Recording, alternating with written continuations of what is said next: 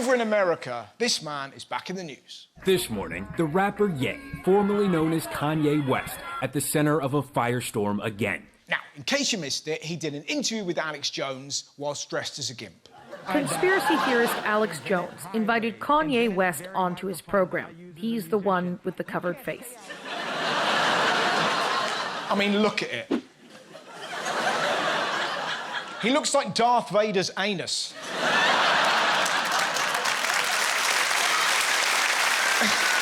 And if you thought his clothes were crazy, listen to what he said. There's a lot of things that I love about Hitler. A lot of things. It's mad, isn't it? I love Hitler. He was a genocidal maniac, not a fucking biscuit. And when he wasn't fangirling over the Fuhrer, he said this. Look, I love Jewish people, but I also love Nazis. You can't. It's like saying you love music and Michael Bublé. He's supersonically thick. Listen to the things he claims Hitler invented. This guy that invented highways, invented the very microphone that I use as a musician. Now, this is going to shock you, but that man dressed as a novelty condom is incorrect. Hitler didn't invent the microphone in the same way Stalin didn't invent the George Foreman grill. Do you know who did invent the microphone? A Jewish man called Emil Berliner. And it wasn't easy, because at the beginning, he got some really bad feedback.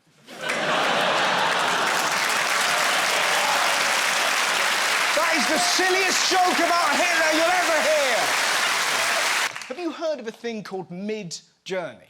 Basically, thanks to artificial intelligence, it will create any image you ask for. I only know this because my brother sent me a photo of me as a ventriloquist doll. Me as if I'd been painted by Rembrandt, and me if I was one of the Minions. Mate, I look like I've been taken hostage by ISIS. It makes you think, though, artificial intelligence is everywhere these days. When Spotify makes a playlist, when Netflix recommends a film, sat-navs, face recognition, Googling, banking, home deliveries. I mean, sure, not everyone can get the hang of it. Alexa, Charlie, it's not working. Alexa. It's a fucking air freshener, you twat. But it's here to stay. And some of it is absolutely ludicrous. People can now chat with interactive AI versions of their deceased loved ones.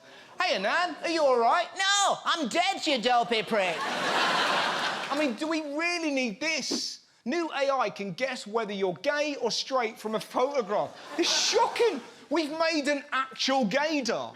We've made a machine that mimics teenage boys from the 90s. Gay, gay, gay. Besides, it doesn't work. I got a wife and I look like Ellen. It's not just homophobic robots. We've used this technology to make the world's first AI blowjob machine. They collected 8,000 minutes of oral sex videos and used AI to create the perfect blowjob. Apparently, it's got two settings, excitement and instant regret. It also comes with a gun, so you can shoot yourself if you ever get caught. The perfect blowjob? I don't want to sound like an old fuddy-duddy, but surely the perfect blowy is from a human. Like, oh, that was lovely. Let's get you in the dishwasher. Also, what if your dead nan pops back for a chat? What are you doing? Nothing, Nan! Nothing! Why won't you die? What I don't get, why would you use something like that? A, it's creepy, and B, it's dangerous. I mean, if baby-feeding robots are doing this...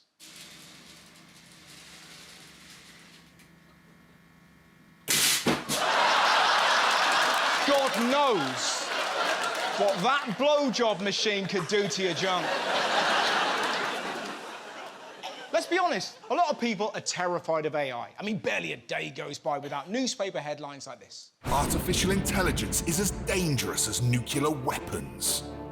Killer robots and AI could wipe out humanity. We're probably doomed. That is the most British headline ever. We're doomed, probably. So why are some people scared? Well, because it's new, and fear and new technology go together like aunties and Prosecco. When the first trains started running in 1825, people thought if the human body travelled faster than 30 miles an hour, it would melt. And last time I checked, people weren't arriving at Paddington like this. Bing bong, we apologise for the late running of this train. Our driver has turned into Brie. The other reason people are scared of AI is because we're treating it like a human, and it's not. AI is literal, we aren't. I'll prove it. Last year, the French health system trialled an AI to decrease doctors' workload. So, when it was given the question, I feel awful, should I kill myself? AI said, I think you should. Thanks, robot shipman. Now, the reason it said that is because the most literal way to reduce a doctor's workload is if the patient dies. And that's the problem. Our language is nuanced. Many phrases have double meanings. Imagine what would happen if you told a robot to kill two birds with one stone. To spill the beans. To beat around the bush. You tell a robot to hit the sack,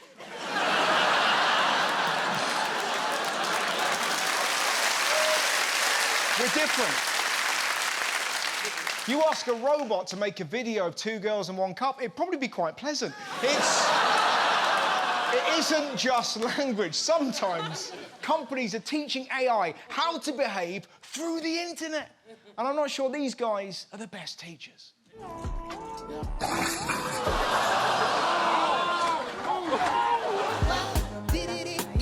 Oh, no. The cat in my house! Ah, get out!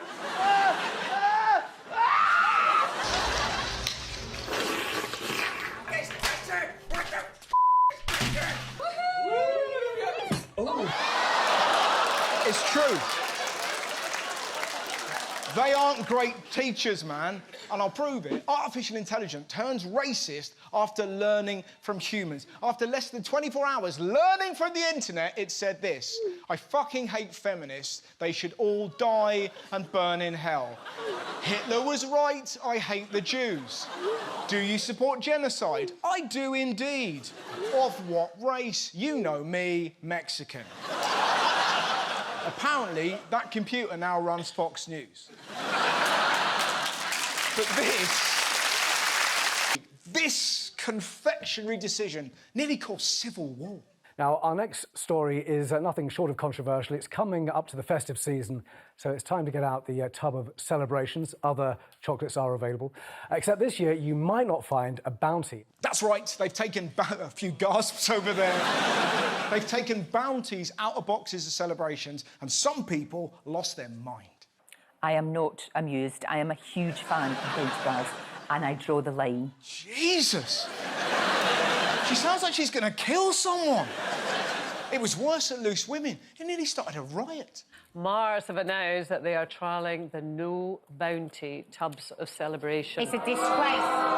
It's a disgrace. It's a disgrace. It's a disgrace! If they touch my bounties, I'll beat them to death with a coconut! I will! People are so angry about this. I mean, did you see this tweet? If you eat Bounty, you're a nonce. Like, proper noncy vibes. Going for one of those out of the tub, out of all them chocolates?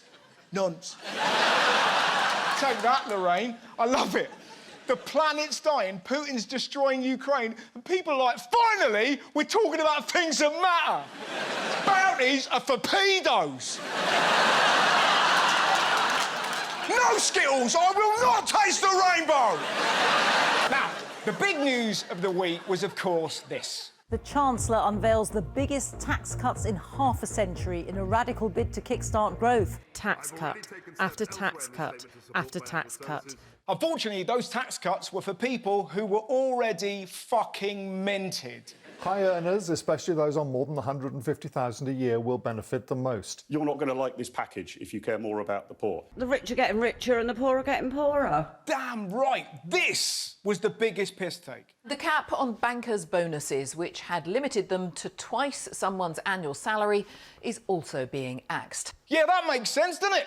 Let's fix the economy by giving more money to the people who broke it in the first place. Giving them more money makes as much sense as putting these two in charge of NHS queues. It's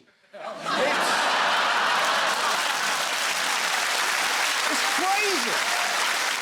I mean, tell me how this is fair. Someone on £20,000 a year salary will gain £157. Someone earning £200,000 a year will gain £5,220.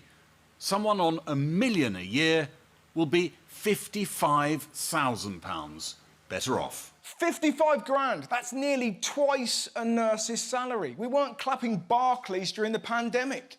You don't see BBC reporters at Canary Wharf, things have got so bad for the stockbrokers. I'm told they're only having 2 skiing holidays a year. Millionaires don't need help. They aren't fixing dents in their cars like this.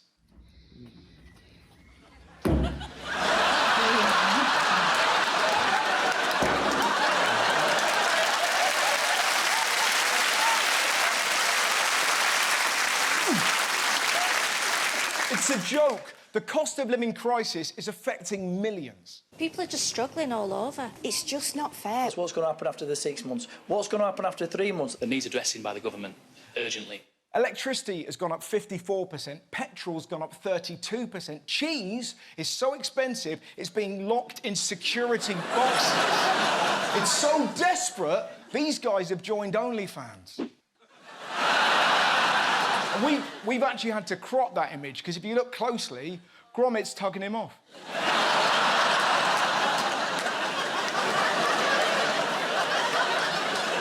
Cracking knob cheese. Anyway, we may even lose one of the best things about this country. Pub bosses fear a wave of closures across the UK because of skyrocketing energy prices. We can't lose pubs. The country's broken. Now is not the time to get sober. We need pubs. I mean, sure, sometimes they get a bit too raucous. Due to physical violence, shit-faced Mondays have been cancelled.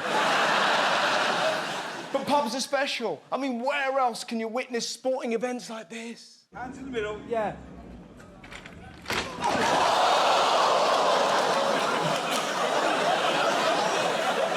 Do you know that pub's actually called the Bunch of Grapes? It's exhausting. All we've heard this week is this. What is trickle-down economics? Trickle-down economics. Trickle-down economics. Trickle-down economics. Trickle-down. Is this going to work? No. Trickle-down economics doesn't work. This is what they say happens. This rich person gets a tax cut.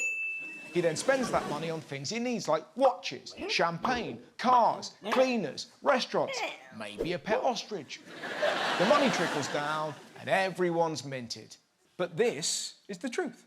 The rich person gets more money but already has everything he needs, so nothing trickles down, the rich get richer and everyone else gets nothing, except the ostrich, who gets a monocle. A study of 50 years of data from 18 countries found that trickle-down tax cuts make the rich richer but are of no value to overall economy. What they do is they blind people with language. The wealth will trickle, dribble, flow, seep, ooze. It doesn't. It moves less than my cousin on ketamine. If we're giving bankers more money, the only people that will benefit are coke dealers, the Cayman Isles, and people that make wanky socks.